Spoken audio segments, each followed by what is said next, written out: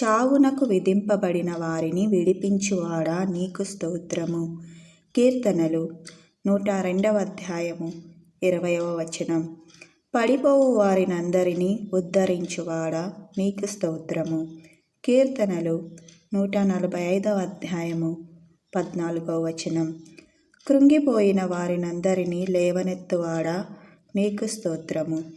కీర్తనలు 145వ అధ్యాయము 14వ వచనం.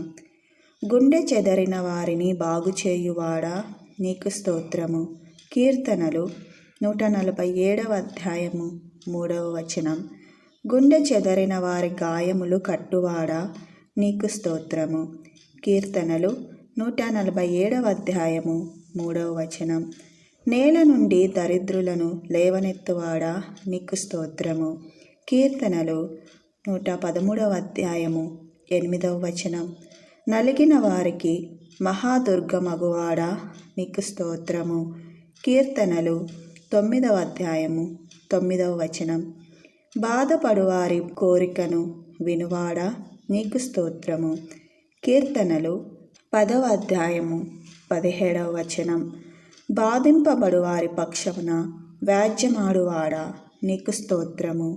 కీర్తనలు 140వ అధ్యాయము 12వ వచనం. మించిన బలము గల వారి చేతి నుండి దీనులను విడిపించువాడా నీకు స్తోత్రము. కీర్తనలు 35వ అధ్యాయము 10వ వచనం. దోచుకొను వారి చేతి నుండి దీనులను దరిద్రులను విడిపించువాడా నీకు స్తోత్రము. కీర్తనలు 35వ అధ్యాయము 10వ వచనం. బీదలను కటాక్షించు వానిని కాపాడి బ్రతికించువాడా నీకు స్తోత్రము. కీర్తనలు 41వ అధ్యాయము 1వ వచనం. శ్రమపడు వారిని రక్షించువాడా నీకు స్తోత్రము. కీర్తనలు 18వ అధ్యాయము 27వ వచనం. గర్విష్ఠులకు విరోధివై వారిని అణచివేయువాడా నీకు స్తోత్రము. కీర్తనలు 18వ అధ్యాయము 27వ వచనం. నీతి క్రియలను జరిగించుచు బాధింపబడు వారికి న్యాయము తీర్చువాడా నీకు స్తోత్రము. కీర్తనలు 103వ అధ్యాయము 6వ వచనం.